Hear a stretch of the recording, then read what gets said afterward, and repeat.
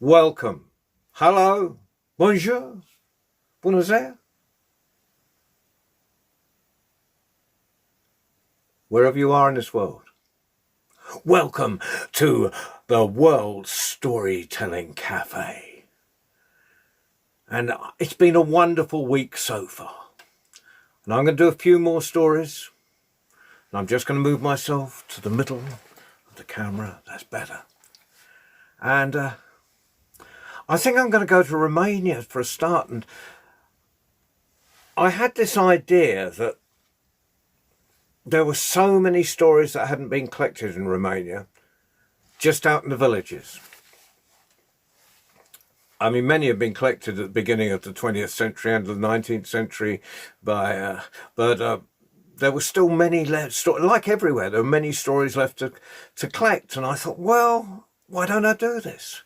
I'll record them in Romanian and I'll get them translated into English. And so I went and tried and find some old people that knew the odd story or two. And what I got was kind of a mixture of anecdote and mythology together. And I took 3 stories that I've been given and I mixed them into one. And here, this is the result. One was from an 82-year-old man. Another was someone telling me stories his father had told him. And another was telling me his stories his uncle had told him. And this was the result. Before the lake, before the road, before we had to open the windows to stop them shattering when they fired those cannons left over from the days of the Austro-Hungarian Empire at the Russians who looted all the food and livestock from the village, and the people took shelter in the woods.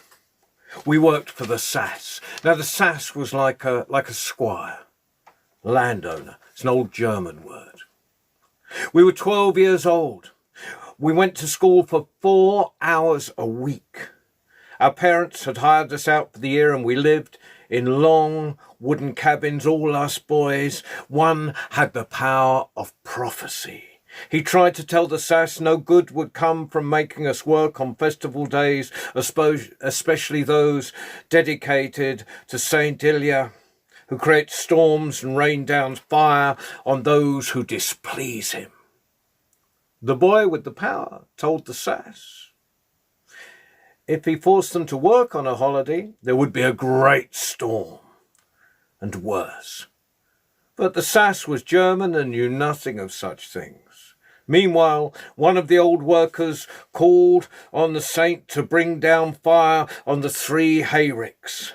No sooner had he uttered the words when dark clouds gathered above them, and a bolt of lightning set fire to the first hayrick. Still the Sass forced them to work until another bolt of lightning lit up the sky and a second hayrick burst into flames. Only then did the Sass give in and grant them their holiday. As for the boy with the power to predict the future, he was given special treatment and lived well on the farm.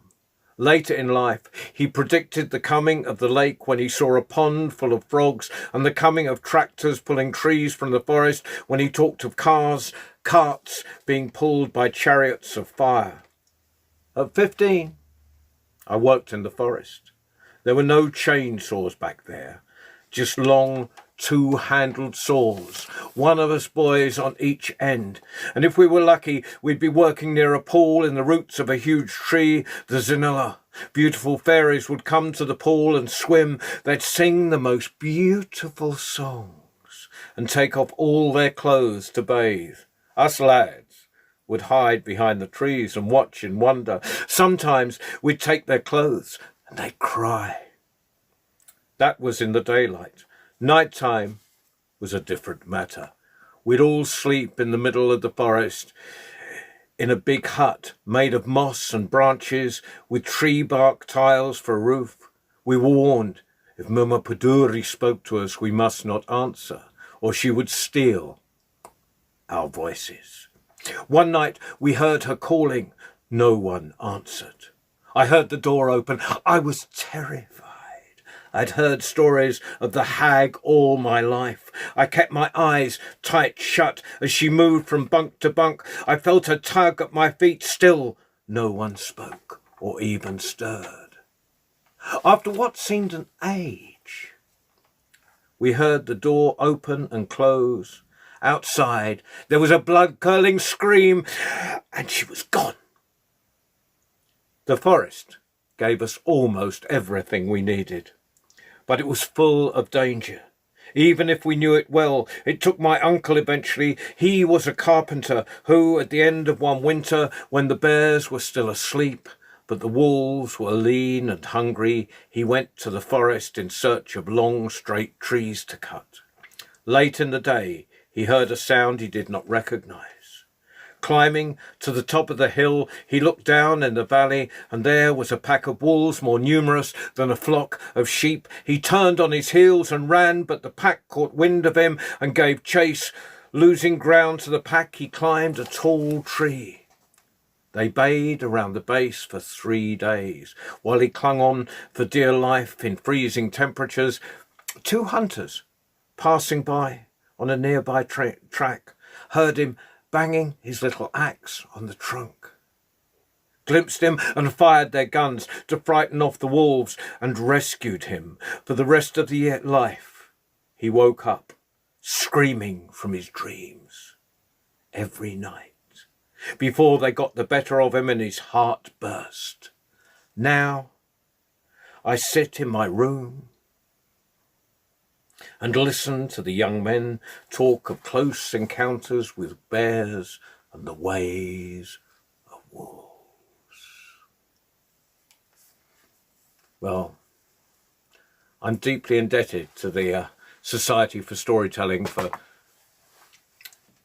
encouraging me and supporting me with this project. But, well, given the circumstances, right now I'm not in my house in Romania. I'm sitting in my flat in Swindon, not looking over the forest, not looking over the lake in Kolibica, not looking at snow-capped mountains, and not listening to wolves at night. But there was one woman who lived in a mountain, and I'm just going to try and get a little more light in here. I think that's better.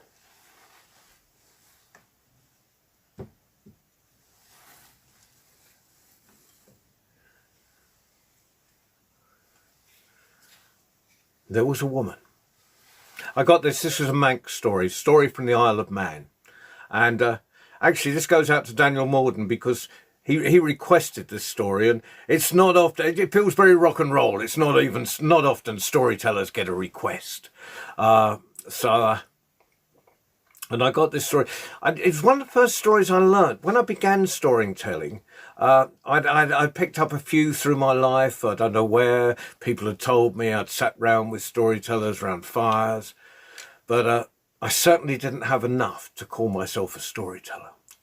So I scoured second-hand bookshops for old stories, because we're very lucky in the 21st century, or at that time, the end of the 20th century.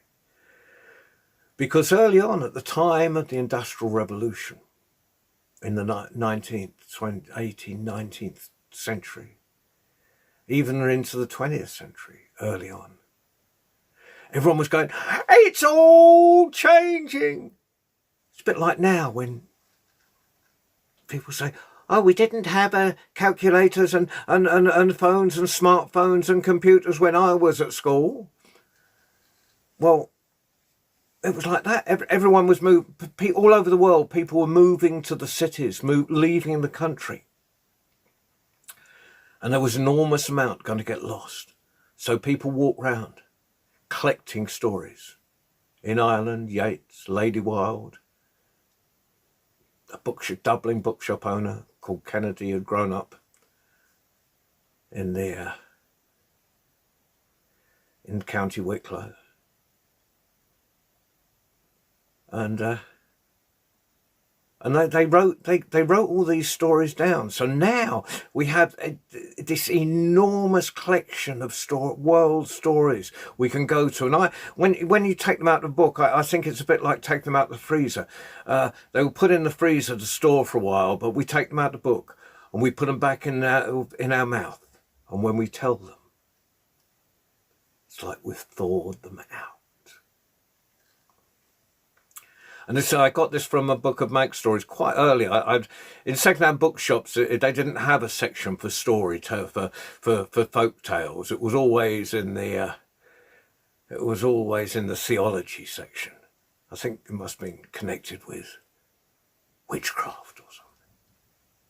And I found this wonderful book, Kathleen Killip's book, called The Twisting of the Rope. The title story was one of those stories where a man makes a bargain with the devil and his wife. And of course, he can't do the task he's been given. But his wife tricks the devil. Such is the way with devil stories. But this is about a woman. And I'm back up the mountain and I can visualize this. I think about the mountain where I live when I'm in Romania. But this was on the Isle of Man. And from way back in time. Mountains were taller, rivers were deeper, and forests were thicker. And there lived a woman, an old woman. And she lived out in the forest. She loved it in the forest. The birds came in it from her windowsill. The animals came in it from her door. And occasionally she'd walk down to town. And the people of that town, you know what they're like with children or old people. They're always telling them how to live. And they say, why do you want to live up there by yourself in the forest? Come down and live with us in the town. No, she said, I love it up here. The animals eat from my door. The birds sit on my windowsill. And I put out seed. But to tell you the truth, occasionally she got a little bit lonely living out there by herself. Especially in winter. And it was one such night. The snow was piled high on the windowsill. There was a roaring fire. And she was wishing she had someone to talk to, when suddenly she heard a scratching. And she looked up. And there was a pair of yellow eyes in the windowsill. And she went and she opened the door. And there was the scruffiest, scrawniest, most moth-eaten cat you've ever seen in all of your life. But she brought it in. She brushed it down.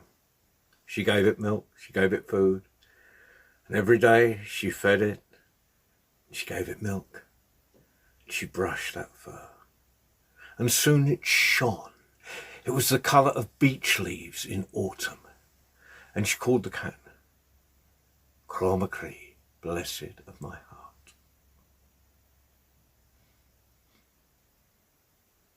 And when she was talking, it looked up at her as if it understood every word she was saying.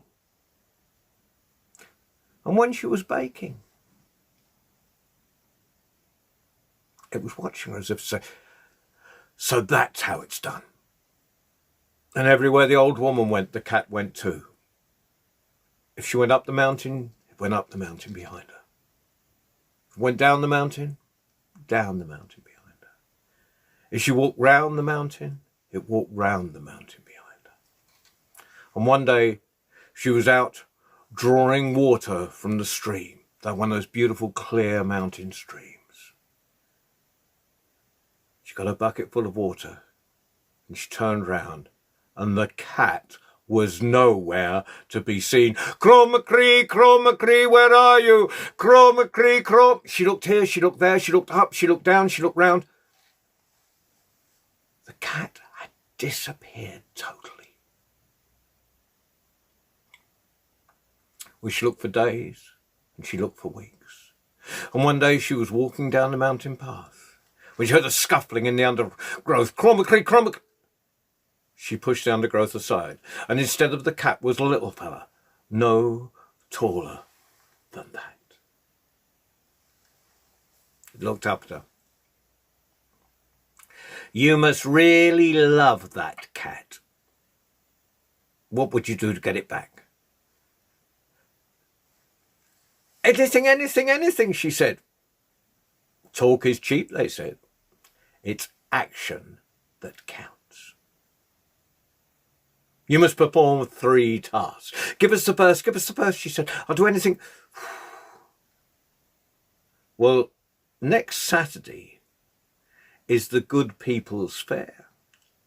And there'll be more people there than there will be in the celebrations when this crisis is over and we're allowed to mix together again. And you must bake cakes for all of us. Well, she went home and she started baking. And while she was baking, she heard a voice in her head going, cut the pieces small, cut the pieces small. And she made thousands and thousands and thousands of the tiniest cakes you've ever seen in all of your life. And that next Saturday early in the morning, there was a knock on the door. And she opened the door and there was row upon row of bungains, each with a tiny basket on their back. And she filled each basket with the tiny cakes. And they thanked her for making them so small. Tell me my second task, she said. I'll do anything, anything, anything. Talk is cheap. It's action that counts. Next Saturday is the Good People's Hunt, and you must hunt with us from the time the sun goes up till the time the sun comes down. Well, she wasn't that keen on hunting, and the idea of riding all day, she was getting a bit old for that sort of thing, but she thought she'd do it, so she put on her riding coat and big split in the back and waited. And the next Saturday, just as the sun was rising, there was a knock on the door, and she opened the door, and there was row upon row of bungains, each on a tiny pony, except for the front one. That was holding a horse for her to ride. And they borrowed that from the farmer down the road, and they hadn't even asked his permission. And as she was getting on the horse, she heard a voice in her head saying, ride to the front and grip with your knees, ride to the front and grip with your knees. And she got on and she rode to the front and she gripped with her knees, and she felt the wind in her hair and the wind in her skirts, and she soon forgot about the hunt, the little people, or even Cromacree, her cat. And before she knew it, the sun was setting and she'd ridden all day. Well, she was sore, but the bungains must have been sorer, for she heard nothing more of them for a whole week.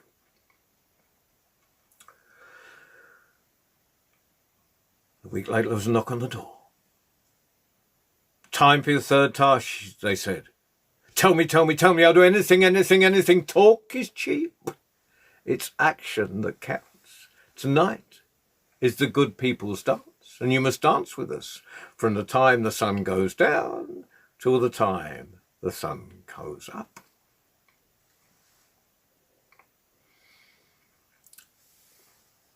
Well, she's getting ready. She wasn't that good at all-night parties when she was a girl, and she's getting a bit old now, but she's getting ready. She puts on her best frock, and she hears a voice in her head saying, remember the songs of your youth.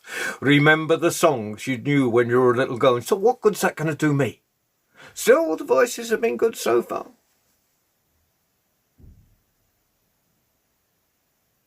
I'll do it. I'll remember. And she thought about those songs she knew when she was a little girl. She thought about those songs she knew when she was a youth. And she went down to the little stone circle just as the sun was setting. And there was a little people dancing. And there was a fiddler playing his fiddle, traveller style, off his elbow. And first of all he played a jig, and she danced a jig. Then he played a reel, and she danced a reel. Then he played a hornpipe, and she danced the hornpipe. And then the same jig, and then the same reel, and then the same hornpipe, then the same jig, then the same reel, then the same hornpipe, then the same jig, then the same reel, then the same... She realised he only knew 3 tunes. She went up, she said, "Do you want to learn a new tune?" Now, there is not a fiddler in this world who'll say no if he's asked if he wants to learn a new tune. And so she remembered a song she knew as a little girl. And she taught him that. And while she was teaching him, she took a bit of a breather. And so it went on all night. First she taught him a slow tune, then she taught him a fast. Then she taught him a fast tune, then she taught him a slow. Then she taught him a fast tune, then she taught him a slow. And so it went on all night. And by the time she'd finished, she was the last person on her feet. And the sun was rising, and she'd completed all 3 tasks. "Give me my chroma tree back now," she said. "Give me my cat back right now." And the little fella turned round, as in the way it is with the good folk and the little people, the Bugains. He said, "Patience, patience." And she looked at him, she said, "Talk is cheap. It's action that counts." And she went home, and she waited, and she waited, and she waited, and she heard a knock on the door. And she opened the door, and there was no cat. There was the most beautiful girl she'd ever seen in all of her life, with golden hair, the colour of beech leaves in autumn. And she brought her in and sat her down and asked her story. And apparently when the girl was just a babe, she'd lost both her parents. And she'd been found by the little people, the Bugains, the good folk. And they'd taken her in and they'd looked after her, but realising she'd need a proper human parent,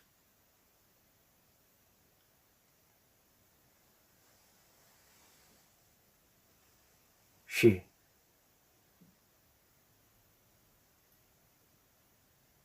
was turned into a cat by an enchantment.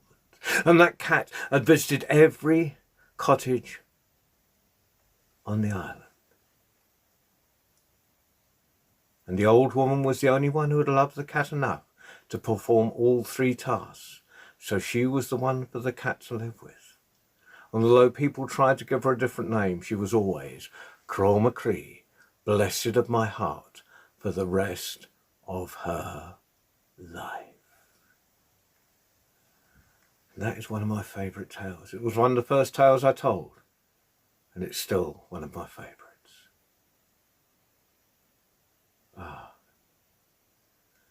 Well, I'm just seeing, I'm looking out at the audience now, just seeing who's still there. You're all still there? You're all listening. Well,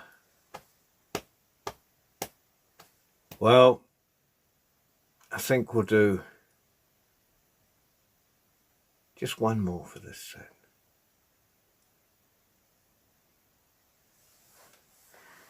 I'm looking at you.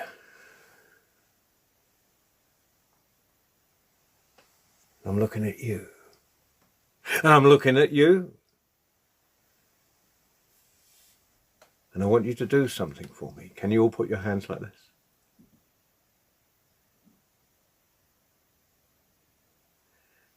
And can we do this?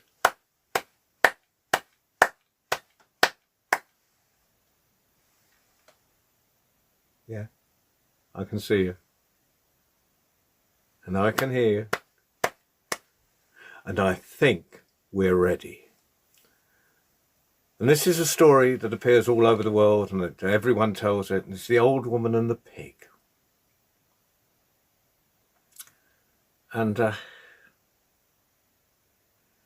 actually, It was first written down in the 18th century, and there used to be chapbooks, and these were little pamphlets that were sold, that were carried about by chapmen, peddlers who had packs on their backs, and they had these little pamphlets that they sold called chapbooks, and it first appeared in one of those. And I thought the word chapbook had disappeared, actually, until I went to, in the 90s, when I first went to America, went to Texas and for the Austin International Poetry Festival. And all the poets had these little pamphlets. And I had nothing, I didn't have any merchandise. So I thought, I need a pamphlet. And everyone got their, they went down to Kenko's, which was a reprographic people, and there was always some artist doing on the night shift that would give you a discount. And you go in and you give them these pages, you print off the pages and take them in. And they'd produce these little pamphlets. And they called them chapbooks. I thought, well, that's strange. You know, words persist across different countries. They disappear in one and they stay in the language of the other. So this is The Old Woman and the Pig. And it's from way back in time, when my hair was dark and my beard was ginger. And there was an old woman. This is kind of like an old woman set, isn't it? Lots of an old people set. I've got to the point where I can't imagine being an old woman, but I can imagine what it's like to have reached a certain moment in one's existence. She was older than me, and I'm older than the forest and younger than the hills. She had next to nothing. All she had was one silver coin, and she lost it. She's looking around everywhere, and she found it under a book. And she went to market and she bought a pig. She's walking home with the pig. And she came to a fence. And the only way across the fence was across the stile. The old woman refused to get. The old woman got over it, but the pig refused. So she went to the dog. Are we ready? Are we going to? We're going to join in, aren't we? She went. You sir, you haven't got your hands in the air. Please do that. Young lady, I'm not just talking about your children. Could you please put your hands in? Everyone, no, you don't have to. You're holding the baby in your arms. Don't put your hands in there. Keep hold of the baby. Whew. Right. She would. Dog, bite, pig, you won't get over the stile, shan't get home tonight. Dog wouldn't. So she went to the stick. She would. Stick, beat, dog, won't bite, pig, you won't get over the stile, shan't get home tonight. Stick wouldn't. She went to the fire. She would. Fire, burn, stick, won't beat, dog, won't bite, pig, you won't get over the stile, shan't get home to. You can shout that out. I don't have to. Anyway, the fire wouldn't, so she went to the water. She would. Water, quench fire, won't burn, stick, won't beat, dog, won't bite, pig, you won't get over the stile, shan't get home to night. Water wouldn't. She went to the ox, big fella, horn sticking out of his head. She went.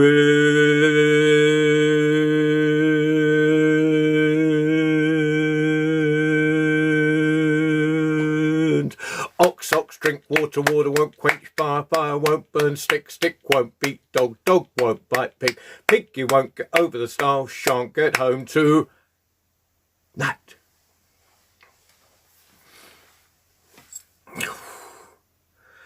Ox wouldn't. She went to the butcher.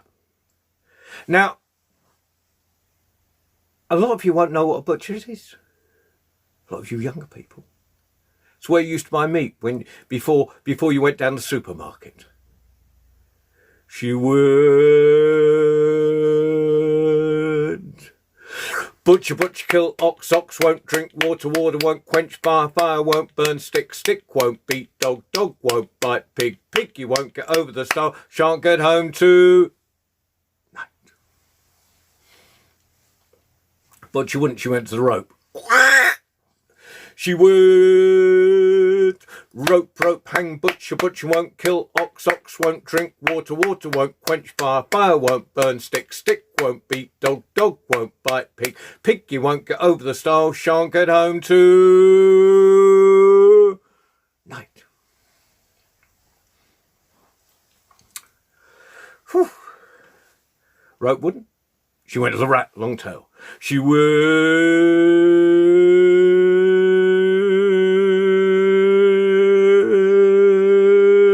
Rat, rat, nor rope, rope won't hang, butcher, butcher won't kill ox, ox won't drink water, water won't quench fire, fire won't burn stick, stick won't beat dog, dog won't bite pig, pig you won't get over the stile, shan't get home to night.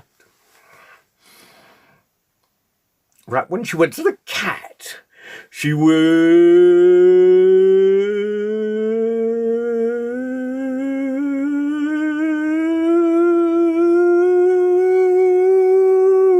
Cat, cat, catch, rat, rat won't gnaw, rope, rope won't tame, butcher, butcher won't kill ox, ox won't drink water, water won't quench fire, fire won't burn stick, stick won't beat dog, dog won't bite pig, pig you won't get over the stile, shan't get home to night.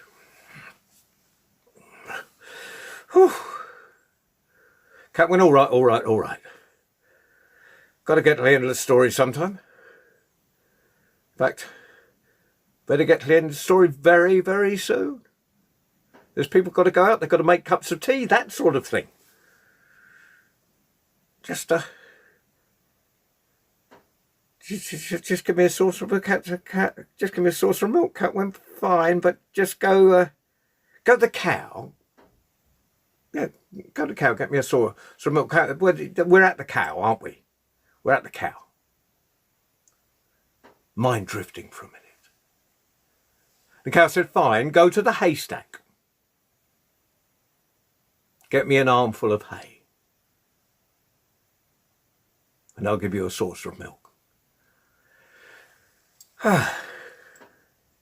Well, she went to the haystack. Fortunately, haystacks can't speak.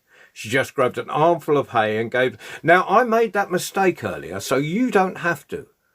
You know, so where did she go back to? She went to the cow. The cow gave her a saucer of... That's right. Milk. She gave the saucer of milk to the cat. You know what happened then? The cat began to catch the rat. Rat began to gnaw the rope. Rope began to hang the butcher. Butcher began to kill the ox. Give the person who shouted that out a round of applause. No one ever gets that. Ox began to drink the water.